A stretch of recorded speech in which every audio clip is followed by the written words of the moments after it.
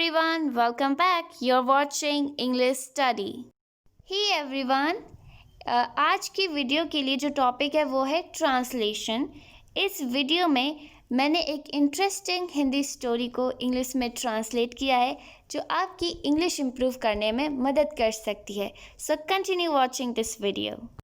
हरिद्वार के एक संत जो वृद्धावस्था में आने के कारण कुछ समय से चिंतित थे कि उनके पास जो ज्ञान का भंडार है वे अपने भावी पीढ़ी को कैसे सुपुर्द करें.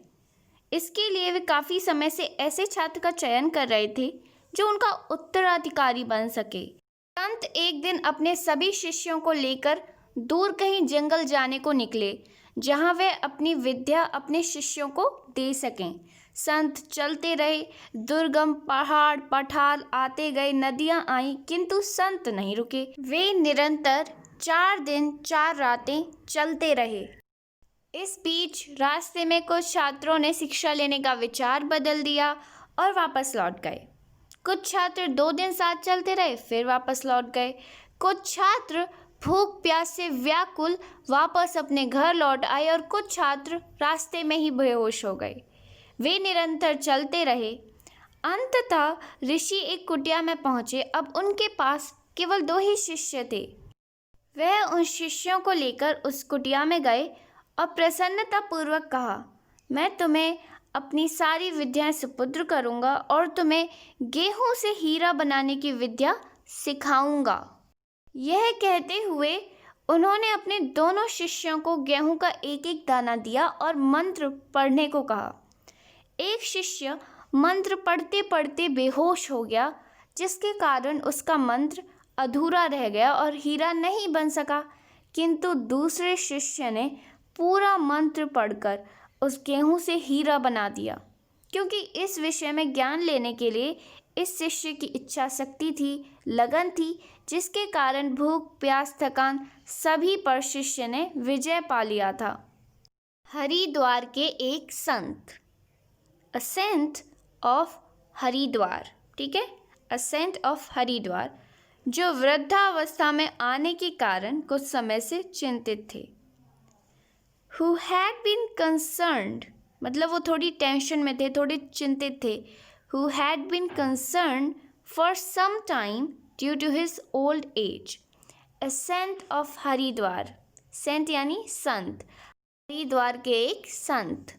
Who had been concerned, जो चिंतित थे. Who had been concerned, ठीक है. For some time, कुछ समय से. Some time यानी कुछ समय. Due to his old age, अपनी वृद्धावस्था के कारण.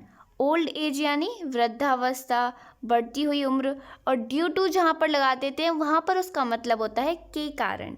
अपनी बढ़ती हुई उम्र, अपनी वृद्धावस्था के कारण.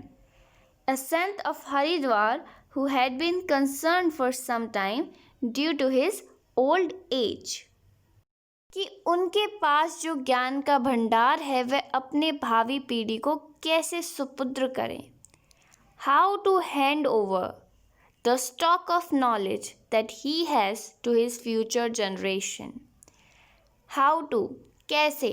हैंड ओवर का मतलब होता है किसी को रिस्पॉन्सिबिलिटी देना. ठीक है, किसी को कोई कार्य सौंपना, किसी को वो शिक्षा सौंपना. ठीक है, hand over the stock of knowledge. Stock का मतलब भंडार, जो ज्ञान का भंडार है. ही हैज़, जो उनके पास है. टू हिज फ्यूचर जनरेशन, अपनी भावी पीढ़ी को, अपने आने वाली पीढ़ी को. उनके पास जो ज्ञान का भंडार है वह अपनी भावी पीढ़ी को कैसे सुपुर्द करें. How to hand over the stock of knowledge that he has to his future generation. भावी पीढ़ी यानी आने वाली पीढ़ी, फ्यूचर वाली पीढ़ी. ठीक है, फ्यूचर जनरेशन. इसके लिए for this, ठीक है, वह काफ़ी समय से ऐसे छात्र का चयन कर रहे थे जो उनका उत्तराधिकारी बन सके. अब इस सेंटेंस में हाफ सेंटेंस तो हमारा पास्ट कॉन्टिन्यूअस से और हाफ है मॉडल वर्ब से. ठीक है, वे काफ़ी समय से ऐसे छात्र का चयन कर रहे थे, यानी past continuous. He was choosing a student for a long time. He was choosing यानी चयन कर रहे थे. वह एक लंबे समय से एक छात्र का चयन कर रहे थे. हु कुड सक्सीड हिम, जो उनका उत्तराधिकारी बन सके। सक्सीड यानी उत्तराधिकारी बनना, और यहाँ पर हमने कुड का यूज़ किया है, हु कुड सक्सीड हिम। संत एक दिन अपने सभी शिष्यों को लेकर दूर कहीं जंगल जाने को निकले। ये सेंटेंस है हमारा पास्ट इंडेफिनिट से, ठीक है। The saint one day took all his disciples to go to a far away forest, ठीक है। फार अवे फॉरेस्ट यानी दूर कहीं जंगल में। टुक यानी टेक, टेक यहाँ पर हमने सेकेंड फॉर्म लगाई है टुक, जिसका मतलब होता है लेकर, ठीक है। The Sant one day took all his disciples, एक दिन संत अपने सभी शिष्यों को लेकर दूर कहीं जंगल जाने को निकले, जहाँ वह अपनी विद्या अपने शिष्यों को दे सके। वेयर, जहाँ यानी where, he could give his knowledge to his disciples, he could give his knowledge, वह अपनी विद्या दे सके, टू हिज डिसिपल्स, अपने शिष्यों को। The saint one day took all his disciples to go to a far away forest where he could give his knowledge to his disciples. संत चलते रहे। The saints kept walking, ठीक है। kept यानी जो keep की सेकेंड फॉर्म है, मतलब ये काम वो नॉन स्टॉप करते रहे। The saints kept walking. दुर्गम पहाड़ पठार आते गए, नदियाँ आईं, किंतु संत नहीं रुके। The inaccessible mountains, plateau, the river came.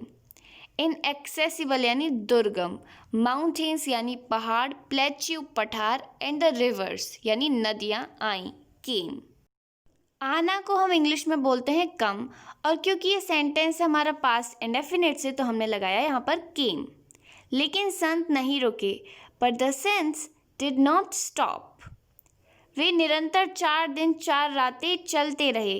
He went on continuously for 4 days and 4 nights. He went on, वो चलते रहे continuously, लगातार, निरंतर, for 4 days and 4 nights, 4 दिन और 4 रातों से। इस बीच meanwhile रास्ते में on the way, ठीक है। इस बीच meanwhile रास्ते में on the way, कुछ छात्रों ने शिक्षा लेने का विचार बदल दिया। ये सेंटेंस है किसका? पास्ट इंडेफिनिट का। कुछ छात्रों ने, some students change the idea of taking education. Change यानी बदल देना, आइडिया यानी विचार, योजना। Some students change the idea of taking education and went back, और वापस चले गए, वापस लौट गए, वेंट बैक। कुछ छात्र 2 दिन साथ चलते रहे, फिर वापस लौट गए। Some students work together for 2 days, ठीक है। टुगेदर यानी साथ चलते रहे। Some student work together for 2 days, 2 दिन के लिए साथ चलते रहे। एंड देन रिटर्न, और फिर उसके बाद वो लौट गए। कुछ छात्र, सम स्टूडेंट्स, भूख प्यास से व्याकुल वापस अपने घर लौट आए। Distraught with hunger and thirst return to their homes. Distraught यानी व्याकुल हो गए, बेचैन हो गए। Distraught with hunger and thirst, भूख और प्यास से व्याकुल होकर रिटर्न टू देयर होम्स, अपने घर लौट आए। और कुछ छात्र रास्ते में बेहोश हो गए। And some student fainted on the way. Faint यानी बेहोश हो जाना। वे निरंतर चलते रहे। ही कंटिन्यूड वॉकिंग, और अंततः ऋषि एक कुटिया में पहुँचे। एंड इवेंचुअली यानी अंत में, द सेज अराइव्ड इन अ हट। ऋषि एक कुटिया में पहुँचे। ऋषि को इंग्लिश में हम कहते हैं सेज, ठीक है। अराइव यानी पहुँचना, हट यानी कुटिया, झोंपड़ी। द सेज अराइव्ड इन अ हट। अब उनके पास केवल 2 ही शिष्य थे। अब now he had only 2 disciples. वह उन शिष्यों को लेकर उस कुटिया में गए। लेकर यहाँ पे फिर से हम क्या लगाएंगे? टेक, लेकिन ये सेंटेंस फिर भी हमारा पास्ट इंडेफिनिट में है, तो हम यहाँ पर टुक लगाएंगे। ही टुक दोज डिसिपल्स, वह उन शिष्यों को लेकर गए, टू दैट हट, उस कुटिया में, और प्रसन्नतापूर्वक कहा। एंड सेड हैप्पीली, ठीक है। हैप्पीली यानी प्रसन्नतापूर्वक, खुशी से कहा। Now he had only 2 disciples. He took those disciples to the hut and said happily, मैं तुम्हें अपनी सारी विद्याएं सुपुत्र करूँगा। I will give you all my knowledge, ठीक है, आई विल गिव यू, मैं तुम्हें अपनी सारी विद्याएं सुपुत्र करूँगा, तुम्हें गेहूं से हीरा बनाने की विद्या सिखाऊंगा। I will teach you the knowledge making diamond from wheat.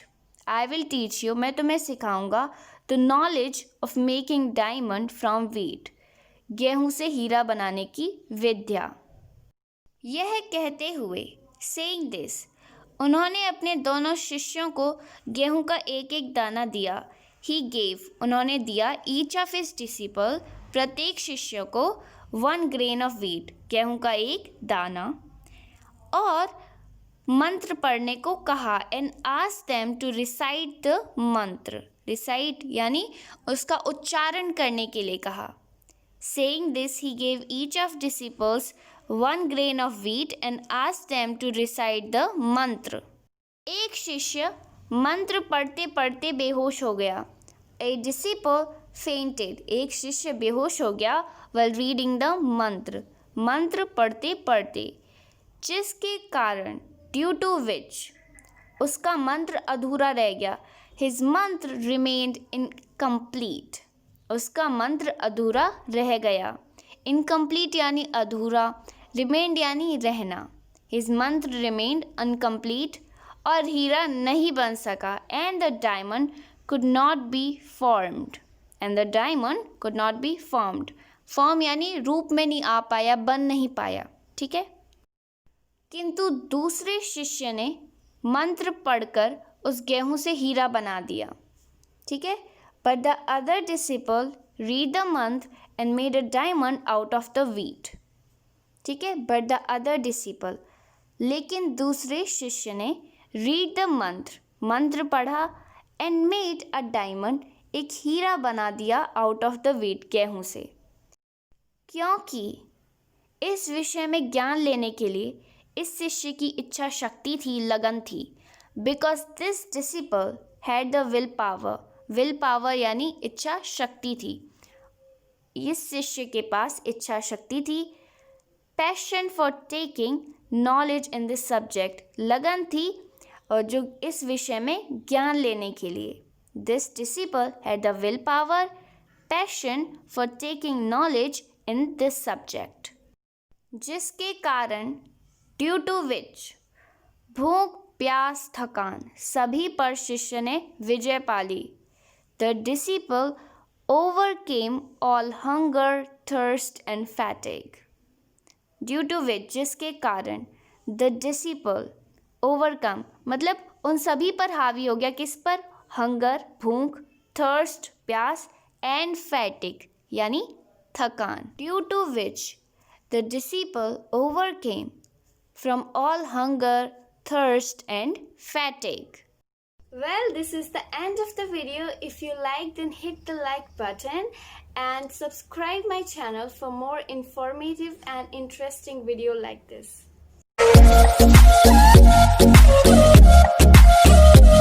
Thank you.